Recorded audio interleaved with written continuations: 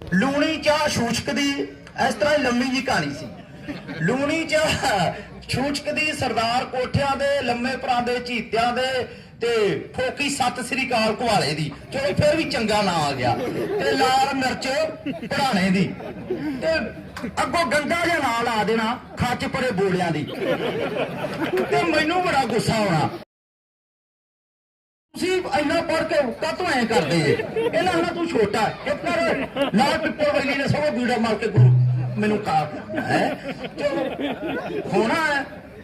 आदत मेरी भी इन्होंने पंगे वड्डिया ना लेने है, निक्का उम्र च पर भिड़ी जाना किसी न किसी गल ते इन्हें मैनू टोकी जाना, पर खच परे बोलिया तो इन्हें आखनों ना हटना, मैं पंगा पाउणा।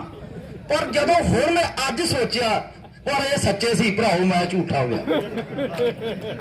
गल्लां कौड़ियां मेरियां लगदियां पर मैं सच बोलणों हटदा नहीं, क्योंकि उन्होंने रिश्तेदार भी इत्थे बैठे आ, गुस्सा ही कर लैण, पर कर भी लैणगे ते जाके दस्सणगे शायद शर्म आई आ जावे, इहदे नाल शायद शर्म आ जावे है।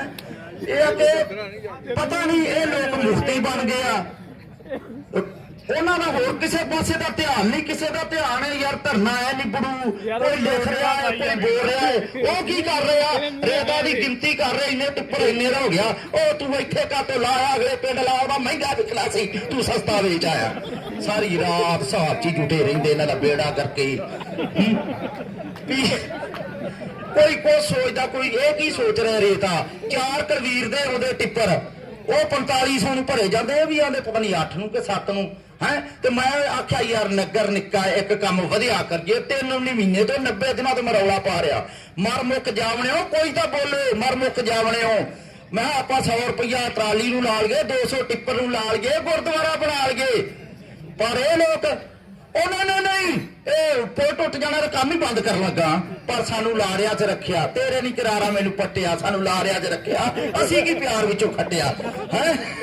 इन्हें मर जाने ने सानू लारे ला ला के ते हुण की सुनिया आपदा टिप्पर लाया, जो आपदा लाया तो मैं भी दरखास्त लिखा लिया। आ वेखो जे तो जथेबंदी पोठा नहीं, मैं कल्ले नहीं लंघना, घुआ ज्यादा लंघदा, मैं तो किते ट्राली लंघाउणा इधर नूं सौदा सूदा लैन तो फसलां घुआले दियां ज्यादियां आउणियां ते मैं मेरा साथ दे दोगे चंगा, नहीं तो मैं पंगा तो पूरा पाई रखना। हाँ भाई भी कोठे ते स्पीकर लाई रखना, पंगा पाई रखना, हुण नहीं हटना। ते पुल साडा डिग्गण वाला जे तां साथ दे देणगीਆਂ जथेबंदियां ठीक है, नहीं तो मैं अज SHO नूं मिल रहा शाम नूं ते मैं दरखास्त देनी है। तुसीं संघर्षी योधे हो, तां योधे हो, तुसीं साडे पिंडां वांगू रेता वेचण च नहीं लगे, वोटां तां तुसीं भी कंजां ने कांग्रेस नूं पाईआं होणीआं, पर मेरे पिंड दे नाल भुखे आगू नहीं निकले, क्योंकि एक आगूआं ही गाह लैके जाना हुंदा है।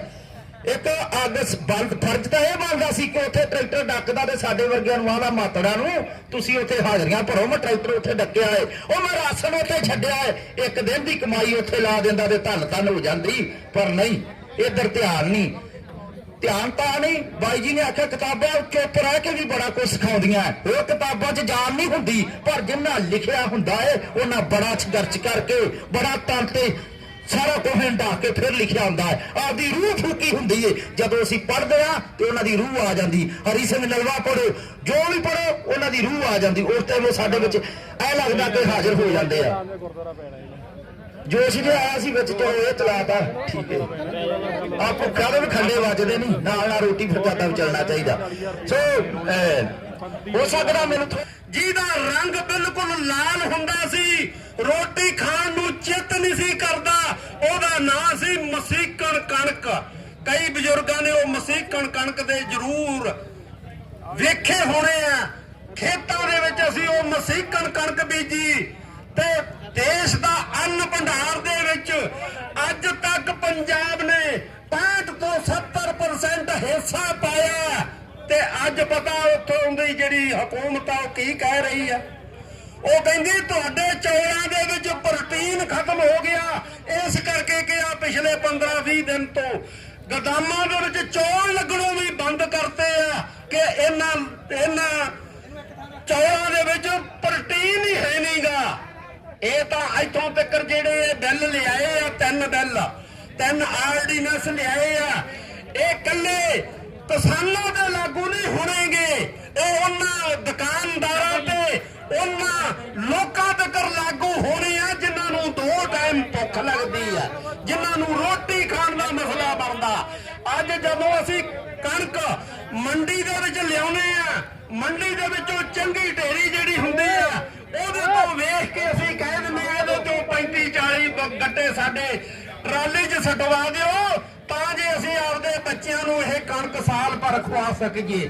ਪਰ ਆਉਣ ਵਾਲਾ ਸਮਾਂ ਇਹਨਾਂ ਬਿੱਲਾਂ ਦੇ ਵਿੱਚ ਆ ਜੋ ਉਹ ਇਹ ਆ ਕਿ ਆਉਣ ਵਾਲੇ ਸਮੇਂ ਦੇ ਵਿੱਚ ਤੁਸੀਂ ਮੰਡੀ ਦੇ ਵਿੱਚ ਕਣਕ ਤਾਂ ਲੈ ਆਓਗੇ ਪਰ ਤੁਹਾਨੂੰ ਘਰ ਲਿਜਾਣ ਵਾਸਤੇ ਉਹਦੇ ਚੋਂ ਇੱਕ ਦਾਣਾ ਵੀ ਨਹੀਂ ਮਿਲਣਾਗਾ, ਕਿਉਂਕਿ ਇਹਨਾਂ ਬਿੱਲਾਂ ਦੀ ਅਵਸਥਾ ਹੈ ਕਿ ਉਹ ਸਾਰੀ ਦੀ ਸਾਰੀ ਕਣਕ ਜਾ ਕੇ ਸਟੋਰਾਂ ਦੇ ਵਿੱਚ ਜਮ੍ਹਾਂ ਹੋ ਜਾਣੀ ਆ ਔਰ ਇਹਨਾਂ ਨੇ ਤੁਹਾਡੀਆਂ ਅੱਖਾਂ ਦੇ ਸਾਹਮਣੇ ਉੱਥੋਂ ਰੇਲਾਂ ਭਰ ਕੇ ਉਹਨਾਂ ਵੱਡੇ ਸ਼ਹਿਰਾਂ ਤੱਕ ਪਹੁੰਚਾਉਣ ਦੀ ਕੋਸ਼ਿਸ਼ ਕਰਨੀ ਆ ਤੇ ਤੁਹਾਡੇ ਸਾਹਮਣੇ ਸਵਾਲ ਖੜਾ ਕਰ ਦੇਣਾ ਕਿ ਇਹ ਜਿਹੜੇ ਗੋਦਾਮ ਆ ਇਹ ਹੁਣ ਖਾਲੀ ਹੋ ਗਏ ਆ।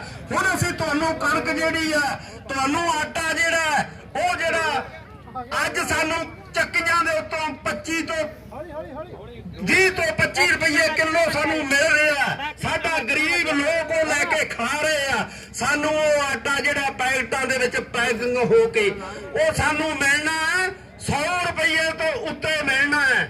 ਕਿਉਂ ਕਿ ਇਹਨਾਂ ਨੇ ਆ ਪਿਛਲੇ ਸਮੇਂ ਦੇ ਵਿੱਚ ਤੁਸੀਂ ਵੇਖ ਲਿਆ ਕਿ ਗੰਢਿਆਂ ਦੀ ਕੀ ਹਾਲਤ ਕੀਤੀ ਆ, ਆਲੂ ਦੀ ਕੀ ਹਾਲਤ ਕੀਤੀ ਆ। ਅੱਜ ਜਦੋਂ ਸਾਡਾ ਆਲੂ ਮਾਰਕੀਟ ਦੇ ਵਿੱਚ ਆ ਗਿਆ ਤੇ ਉਹੋ ਹੀ ਰੇਟ 6 ਤੋਂ 5 ਰੁਪਏ ਰਹਿ ਗਿਆ ਤੇ ਜਦੋਂ ਇਹਨਾਂ ਦੇ ਸਟੋਰਾਂ ਦੇ ਵਿੱਚੋਂ ਵੜ ਕੇ ਬਾਹਰ ਆ ਗਿਆ ਉਹੋ ਹੀ ਆਲੂ ਸਾਨੂੰ 40 ਰੁਪਏ ਕਿਲੋ ਇੱਥੋਂ ਸ਼ਹਿਰਾਂ ਦੇ ਵਿੱਚੋਂ ਮਿਲਣਾ ਹੈ। ਮੇਰੀ ਆਸ ਹੈ ਕਿ ਸਾਰੇ ਜਿੰਨੇ ਦੋਸਤ ਇਸ ਕਿਸਾਨੀ ਮੁੱਦੇ ਨਾਲ ਜੁੜੇ ਆ, ਚਾਹੇ ਇੱਥੋਂ ਦਾ ਆੜਤੀਆ ਹੋਵੇ ਚਾਹੇ ਇੱਥੋਂ ਦਾ ਸੈਲਰ ਮਾਲਕ ਹੋਵੇ, ਉਹ ਮਤ ਭੁੱਲ ਜਾਣ। ਇੱਥੋਂ ਦਾ ਦੁਕਾਨਦਾਰ ਹੋਵੇ ਉਹ ਮਤ ਭੁੱਲ ਜੇ ਵੀ ਸਾਨੂੰ ਕੁਝ ਨਹੀਂ ਹੋਣਾ। ਇੱਥੋਂ ਦਾ ਜਿਹੜਾ ਆ ਟਰੈਕਟਰਾਂ ਦੀਆਂ ਵਰਕਸ਼ਾਪਾਂ ਆ ਟਰੈਕਟਰਾਂ ਦੀਆਂ ਇੰਡਸਟਰੀਆਂ ਬਣੀਆਂ ਇਹ ਸਾਰੀਆਂ ਦੀਆਂ ਸਾਰੀਆਂ ਫੇਲ ਹੋਣੀਆਂ, ਕਿਉਂਕਿ ਜਦੋਂ ਇੱਥੇ ਹਜ਼ਾਰਾਂ ਕਿੱਲਿਆਂ ਦੇ ਪਲਾਟ ਬਣ ਗਏ ਉਹਨਾਂ ਨੂੰ ਇਸ ਮਸ਼ੀਨਰੀ ਦੀ ਲੋੜ ਨਹੀਂਗੀ। ਉਹਨਾਂ ਕੋਲ ਬਹੁਤ ਵੱਡੀ ਮਸ਼ੀਨਰੀ ਉਹਨਾਂ ਨੇ ਲਿਆ ਕੇ ਉਹਦੇ ਨਾਲ ਕੰਮ ਕਰਨੇ ਆ ਤੇ ਉਹ ਜਦੋਂ ਕੰਮ ਕਰਨਗੇ ਤੇ ਸਾਨੂੰ ਵੀ ਉਹ ਜਿਹੜਾ ਹੈ ਇੱਕ ਕਾਨੂੰਨ ਇਹਨਾਂ ਨੇ ਤਿਆਰ ਕਰਤਾ ਹੈ ਜਿਹੜਾ ਕਿਸੇ ਟਾਈਮ ਅੱਜ ਤੋਂ ਪਹਿਲਾਂ ਸ਼ਿਕਾਗੋ ਦੇ ਵਿੱਚ ਲੋਕਾਂ ਨੇ ਸ਼ਹੀਦੀਆਂ ਪਾ ਕੇ 8 ਘੰਟੇ ਡਿਊਟੀ ਲਈ ਸੀ, ਉਹ ਸਾਡੇ ਤੇ 12 ਘੰਟੇ ਦਾ ਲਾਗੂ ਕਰਤਾ ਹੈ ਤੇ ਸਾਨੂੰ ਖੇਤਾਂ ਦੇ ਵਿੱਚ 12 ਘੰਟੇ ਸਾਡੇ ਕੋਲੋਂ ਕੰਮ ਕਰਵਾਇਆ ਜਾਇਆ ਕਰਨਾ ਤਾਂ ਜੇ ਇਹ ਸਾਨੂੰ ਖੇਤੀ ਨਾਲ ਤੋੜ ਕੇ ਸਾਨੂੰ ਇੱਕ ਮਜ਼ਦੂਰ ਬਣਾਉਣਾ ਚਾਹੁੰਦੀ ਆ ਸਰਕਾਰ। ਤੇ ਮੈਂ ਬੇਨਤੀ ਕਰੂੰਗਾ ਕਿ ਜਿਹੜੀਆਂ ਸਰਕਾਰਾਂ ਸਾਨੂੰ ਮਜ਼ਦੂਰ ਬਣਾਉਣਾ ਚਾਹੁੰਦੀਆਂ ਚਾਹੇ ਉਹ ਚਿੱਟੇ ਹੋਣ ਚਾਹੇ ਉਹ ਨੀਲੇ ਹੋਣ ਚਾਹੇ ਉਹ ਕੋਈ ਹੋਰ ਰੰਗ ਭੇਸ ਧਾਰ ਕੇ ਆ ਜਾਣ, ਜਿੰਨਾ ਚਿਰ ਪੂਰੀ ਕਿਸਾਨੀ ਇੱਕ ਝੰਡੇ ਥੱਲੇ ਆ ਕੇ ਆਪਣੇ MLA ਆਪਣੇ MP ਨਹੀਂ ਚੁੱਕਦੀ ਉਹਨਾਂ ਚਿਰ ਵਾਸਤੇ ਇਹ ਕਿਸਾਨੀ ਦੀ ਕੋਈ ਜ਼ਿਆਦਾ ਸੁਣਵਾਈ ਨਹੀਂ ਹੋਣ ਵਾਲੀ, ਕਿਉਂਕਿ ਇਹ ਭ੍ਰਿਸ਼ਟ ਸਰਕਾਰਾਂ ਜਿਹੜੀਆਂ ਇਹ ਭ੍ਰਿਸ਼ਟ ਲੋਕ ਜਿਹੜੇ ਆ ਇਹ ਇੱਕ ਥਾਂ ਇਕੱਠੇ ਹੋ ਗਏ ਆ। ਲੁੱਟਣ ਵਾਲੇ ਲੋਕ ਸਿਰਫ 2% ਆ, ਲੁੱਟੇ ਜਾਣ ਵਾਲੇ 98% ਆ, ਪਰ ਸਾਨੂੰ ਉਹ ਧੜਿਆਂ 'ਚ ਵੰਡ ਰਹੇ ਆ। ਧੜਿਆਂ 'ਚ ਵੰਡ ਕੇ ਸਾਨੂੰ ਉਹ ਸਬਜ਼ਬਾਜ਼ ਵਿਖਾ ਕੇ ਕਿਸੇ ਨੂੰ ਬੱਜਰੀ ਦਾ ਸਬਜ਼ਬਾਜ਼ ਵਿਖਾਉਂਦੇ ਆ, ਕਿਸੇ ਨੂੰ ਰੇਤਾ ਦਾ ਸਬਜ਼ਬਾਜ਼ ਵਿਖਾਉਂਦੇ ਆ ਤੇ ਜਦੋਂ ਕਿਸੇ ਨੂੰ ਸ਼ਰਾਬ ਦਾ ਸਬਜ਼ਬਾਜ਼ ਵਿਖਾਉਂਦੇ ਆ ਤੇ ਉਹਨਾਂ ਲੋਕਾਂ ਦੇ ਉੱਤੇ ਕਬਜ਼ਾ ਕਰਕੇ ਤੇ ਉਹ ਲੋਕ ਸਾਨੂੰ ਪਿੰਡਾਂ ਦੇ ਵਿੱਚ ਆ ਕੇ ਸਾਡੇ ਕੋਲੋਂ ਵੋਟਾਂ ਲੈ ਕੇ ਮੁੜ ਕੇ ਸਾਡੇ ਤੇ ਹੀ ਡੰਡਾ ਖੜਕਾਉਂਦੇ ਆ। ਇਸ ਕਰਕੇ ਮੇਰੀ ਬੇਨਤੀ ਆ ਕਿ ਆਉਣ ਵਾਲੇ ਸਮੇਂ ਦੇ ਵਿੱਚ ਅੱਜ 1 ਸਾਲ ਰਹਿ ਗਿਆ ਵੋਟਾਂ ਦੇ ਵਿੱਚ, ਚਾਹੇ ਉਹਨੂੰ ਮੰਨ ਕੇ ਚੱਲ ਪਈਏ ਕਿ 10 ਮਹੀਨੇ ਵੀ ਗਿਣੇ ਜਾ ਸਕਦੇ ਆ। ਅੱਜ ਤੋਂ ਹੀ ਚਾਹੇ ਉਹ ਕਾਂਗਰਸ ਹੋਵੇ ਚਾਹੇ ਉਹ ਅਕਾਲੀ ਹੋਣ ਤੇ ਚਾਹੇ ਉਹ BJP ਵਾਲੇ ਹੋਣ ਤੇ ਚਾਹੇ ਉਹ ਆਮ ਆਦਮੀ ਪਾਰਟੀ ਵਾਲੇ ਹੋਣ, ਤੁਹਾਡੀਆਂ ਵੋਟਾਂ ਹੜੱਪਣ ਵਾਸਤੇ ਤੁਹਾਡੇ ਕੋਲ ਆ ਰਹੇ ਆ। ਕਿਉਂ ਕਿ ਇਹਨਾਂ ਨੂੰ ਇਸ ਗੱਲ ਦਾ ਪਤਾ ਹੈ ਕਿ ਜਿੰਨਾ ਚਿਰ ਇਹਨਾਂ ਲੋਕਾਂ ਦੇ ਉੱਤੇ ਅਸੀਂ ਕਬਜ਼ਾ ਰੱਖਾਂਗੇ ਇਹਨਾਂ ਨੂੰ ਉਹ ਕਹਿੰਦਾ ਜੀ ਮੈਂ ਲੀਡਰ ਸਾਹਿਬ ਤੋਂ ਬਿੱਲ ਸਮਝਣ ਵਾਸਤੇ ਆਇਆ। ਉਹ ਹੱਥ ਜੋੜਨ ਲੱਗ ਪਏ, ਕਹਿੰਦੇ ਤੂੰ ਬਿੱਲ ਨਾ ਸਮਝ, ਮਿਹਰਬਾਨੀ ਕਰਕੇ ਚਲਾ ਜਾ, ਇਹ ਨਾ ਹੋਏ ਕਿ ਤੇਰੇ ਵਰਗੇ ਬਿੱਲ ਸਮਝਣ ਵਾਲੇ ਹੋਰ ਆ ਜਾਣ। ਕੱਲ ਜਿਹੜੀ ਸਰਕਾਰ ਸਾਨੂੰ ਇਹ ਕਹਿੰਦੀ ਸੀ ਕਿ ਕਿਸਾਨਾਂ ਨੂੰ ਪਤਾ ਨਹੀਂ, ਇਹਨਾਂ ਨੂੰ ਸਮਝ ਨਹੀਂ, ਇਹਨਾਂ ਦੀ ਸਮਝ ਬੜੀ ਸੀਮਤ ਹੈ, ਇਸ ਕਰਕੇ ਇਹਨਾਂ ਨੂੰ ਬਿੱਲ ਸਮਝਾਏ ਜਾਣਗੇ ਤੇ ਸਾਡੇ ਲੀਡਰ ਪਿੰਡਾਂ 'ਚ ਜਾਣਗੇ, ਵੱਖ-ਵੱਖ ਸੂਬਿਆਂ 'ਚ ਜਾਣਗੇ ਤੇ ਉਹ ਕਿਸਾਨਾਂ ਨੂੰ ਬਿੱਲਾਂ ਦੇ ਫਾਇਦੇ ਸਮਝਾਉਣਗੇ। ਅਸੀਂ ਕਹਿੰਦੇ ਆ ਕਿ ਬਾਹਰ ਆਓ ਤੇ ਸਾਨੂੰ ਦੱਸੋ ਇਹਨਾਂ ਬਿੱਲਾਂ ਦੇ ਫਾਇਦੇ ਕੀ ਨੇ।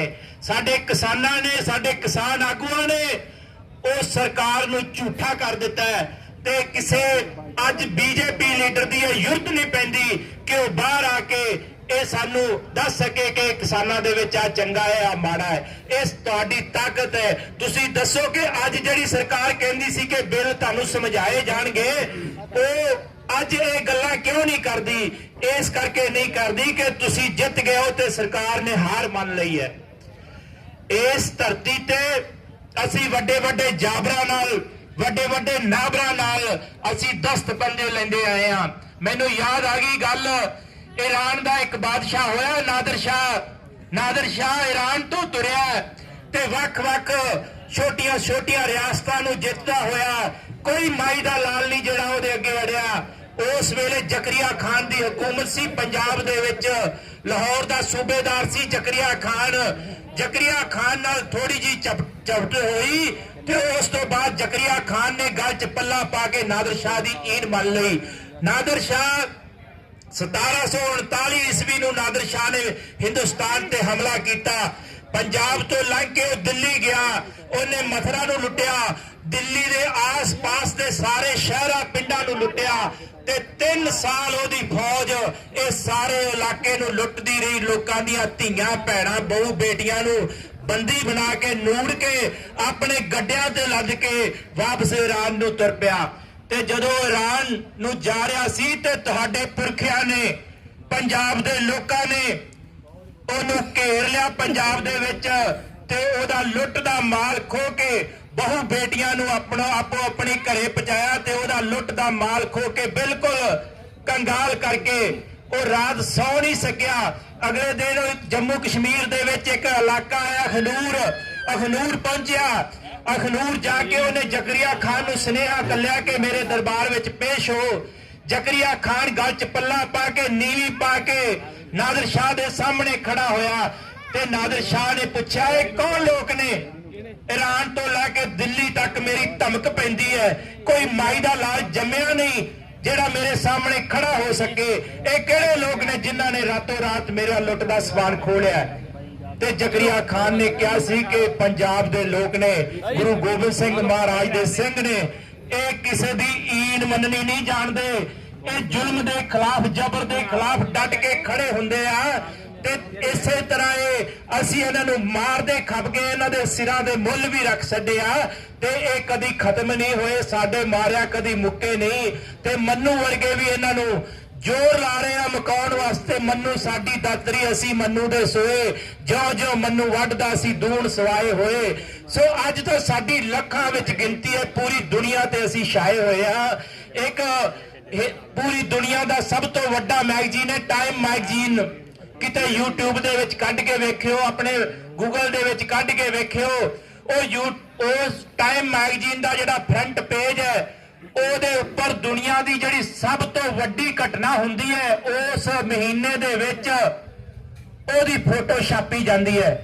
ਤੇ ਇਸ ਵਾਰ ਟਾਈਮ ਮੈਗਜ਼ੀਨ ਨੇ ਸਾਡੀਆਂ ਮਾਵਾਂ ਭੈਣਾਂ ਤੇ ਬੱਚੀਆਂ ਦੀ ਫੋਟੋ ਛਾਪੀ ਹੈ ਤੇ ਉੱਤੇ ਲਿਖਿਆ ਹੈ ਕਿ ਸਾਨੂੰ ਨਾ ਖਰੀਦਿਆ ਜਾ ਸਕਦਾ ਹੈ ਤੇ ਨਾ ਸਾਨੂੰ ਹਰਾਇਆ ਜਾ ਸਕਦਾ ਹੈ। ਇਹ ਤੁਹਾਡਾ ਹਾਸਲ ਹੈ, ਤੁਹਾਡੀ ਜਿੱਤ ਹੈ।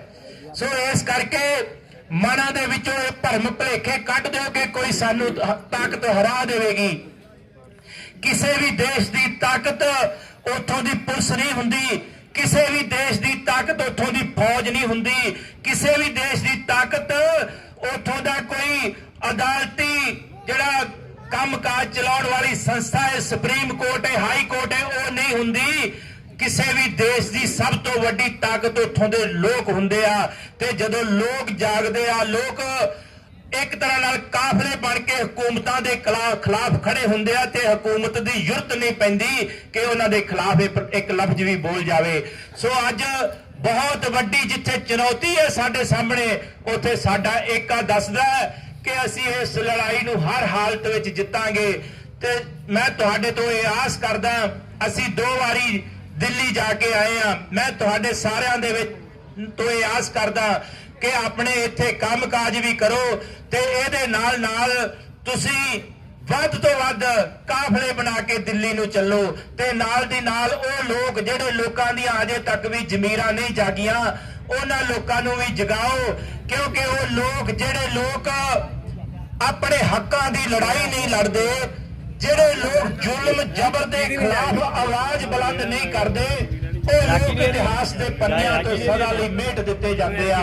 ਤੁਸੀਂ ਮਹਾਨ ਵਿਰਾਸਤ ਦੇ ਮਾਲਕ ਹੋ, ਗੁਰੂ ਗੋਬਿੰਦ ਸਿੰਘ, ਗੁਰੂ ਨਾਨਕ ਦੇਵ, ਸ਼ਹੀਦ ਆਜ਼ਮ ਸਰਦਾਰ ਭਗਤ ਸਿੰਘ ਦੀ ਵਿਰਾਸਤ ਦੇ ਮਾਲਕ ਹੋ। ਤੁਸੀਂ ਜਾਬਰ ਨੂੰ ਮੂੰਹ ਤੇ ਬਾਬਰ ਕਹਿੰਦੇ ਆਏ ਹੋ, ਸੋ ਇਸ ਕਰਕੇ ਮੈਂ ਤੁਹਾਡੇ ਸਭ ਤੋਂ ਇਹ ਆਸ ਕਰਦਾ ਕਿ ਅੱਜ ਇਸ ਜਾਬਰ ਹਕੂਮਤ ਦਾ ਜਬਰ, ਉਹ ਜਿਹੜੀ ਸਾਡੀ ਜਬਰ ਪਰਖਣਾ ਚਾਹੁੰਦੀ ਹੈ, ਜਿਹਨੇ ਸਾਡੇ 300 ਕਿਸਾਨਾਂ ਦੀਆਂ ਜਾਨਾਂ ਲਈਆਂ, ਜਿਹਨੂੰ ਸ਼ਾਇਦ ਅਜੇ ਹੋਰ ਖੂਨ ਦੀ ਲੋੜ ਹੈ, ਉਹਦੀ ਹਰ ਪਰਖ ਤੇ ਖਰੇ ਉਤਰਨ ਵਾਸਤੇ ਕਾਫਲੇ ਬਣਾ ਕੇ ਅਸੀਂ ਦਿੱਲੀ ਨੂੰ ਚੱਲਣਾ ਹੈ ਤੇ ਲੜਾਈ ਜਿੰਨੀ ਮਰਜ਼ੀ ਲੰਮੀ ਹੋ ਜਾਏ, ਇਸ ਲੜਾਈ ਨੂੰ ਅਸੀਂ ਹਰ ਹਾਲਤ ਵਿੱਚ ਜਿੱਤਾਂਗੇ।